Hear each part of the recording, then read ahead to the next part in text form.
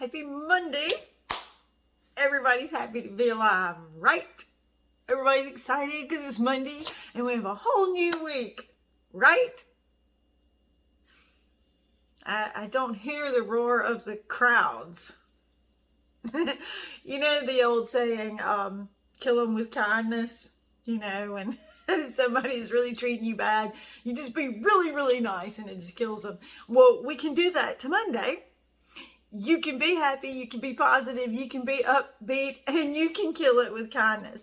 So those of you who are not looking forward to the fact that it's Monday, just go at it with a positive attitude and you'll see how everything changes. Like, I know sometimes it's hard to do. It's that first step that's a doozy, right? But if you'll just attack it, like literally just overkill it with positivity, you'll find that not only will your Monday be better, the whole rest of your week will just magically become better. So that's just my little extra bit of stuff for the thought for today. But our thought for today is based on something that happened this weekend. Okay, so I am not a gardener. Let me just go ahead and throw that out there. Yard work is kind of not my thing. Yeah, you put me on a tractor and let me mow down some stuff with a bush hog. Yeah, I'm right there. I'm all for that. You put me on a riding lawnmower and let me ride through somewhere where I can see a difference. That's the problem with me. I like to see a difference. I have one of those personalities that I don't like gradual improvement, gradual gratification for your acts. I like to see change. I like to see big differences, like I'm probably one of the weirdest people on the face of the earth. I like to do laundry because by the time I finally get a chance to do laundry, it's the weekend because I'm going at it all week long. Boom, boom, boom. No time for laundry. So when the weekend gets here, I have these big piles of laundry and I like to sort them out and then watch the piles disappear because I can actually see the change. Well, with yard work and gardening and things like that, it's just not my thing to just gradually have to continuously take care of something.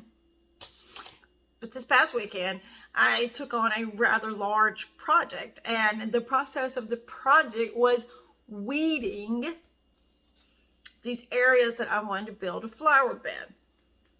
So this is tedious and it's not fun. So I incorporate my daughter's help. She's not thrilled about it, but she's being a good sport and she's helping me. And as we're plucking all the weeds out of the way, she's like, Mom, how do you know the difference between a weed and a flower? And I thought to myself, that's a really good question. How do you know the difference between a weed and a flower? Because to be perfectly honest, we have some weeds growing in our yard that actually have these really cool purple flowers on them. So, being the humane person that I am, it was really not within my power to rip up these pretty purple flowers, even though they're technically considered weeds. So I dug them up and put them in pots. I know, just don't make fun of me because I can't help myself.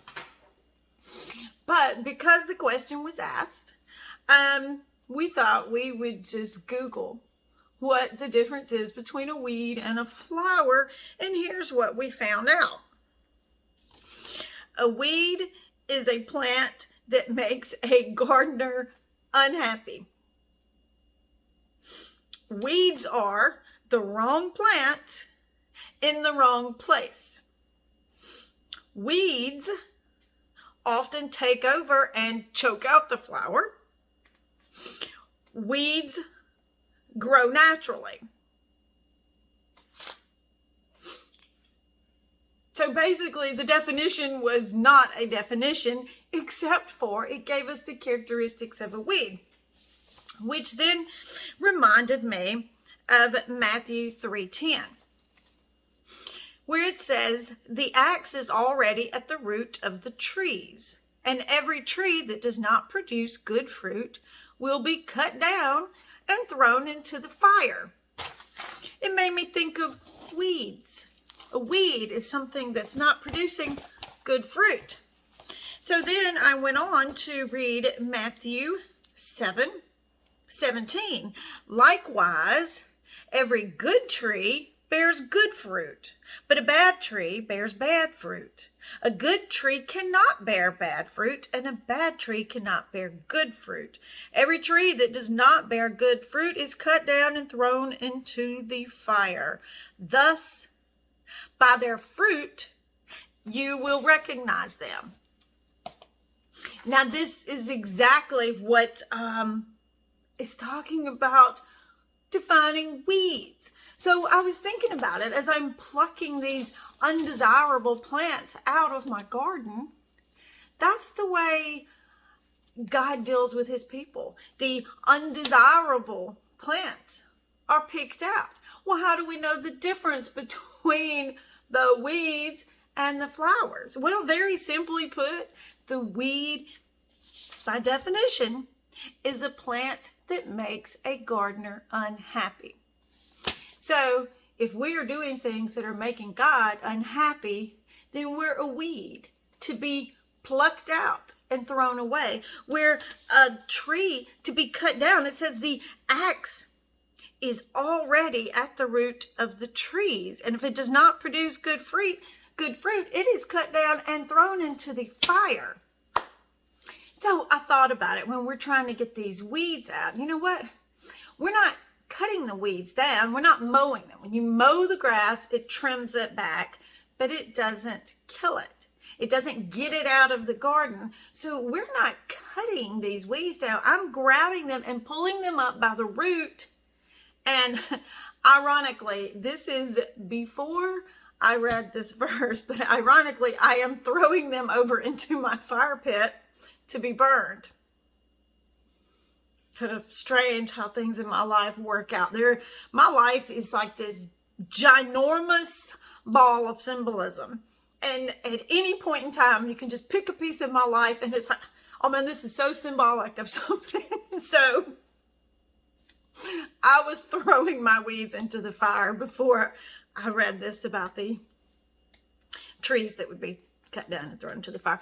But the point of all of it is that you're not cutting it down so that it can spring back up. You're burning it. It says they will be thrown into the fire. No more. And what does fire represent to all of us? Hell. Be thrown into the depths of hell. So when Jesus comes back, he's going to pluck out the weeds and throw them into the fire. I don't know about you, but I do not want to be a weed. So then, by definition, we looked up, well, since we're trying to figure out what makes a weed, what makes a desirable flower for the garden? And the definition was very simple. If a plant makes the gardener happy, it isn't a weed. The desirable plants produce what you want to see. They produce the beauty that you want to look at. Because there are weeds that are flowers that produce beautiful things. There are weeds that when you look at them, you can't tell the difference. There are weeds that look gorgeous. My daughter and I literally dug up what would be considered weeds and put them in a pot because they were so pretty. Think about it. There's so much sin out there that looks so pretty to the eye. But when you get involved with it, it chokes out the good. Just like the weeds choke out the flowers in the garden. It chokes it out, and then before long, the good is surrounded by bad, so much so that you can't even see the good anymore. And that's how sin does. Sin comes in and it might be pretty to look at, but before long, it chokes you out and you can't see the good anymore. It's really deep symbolism for a Monday morning, right? So our thought for today is don't be a weed. So next time somebody's irritating you and you don't want to say something ugly and you don't want to use a cuss word, look at them and say, you're being a weed. I'm just going to get away from you because right now you're being a weed. Don't be a weed, you guys. Happy Monday. I'll see you tomorrow.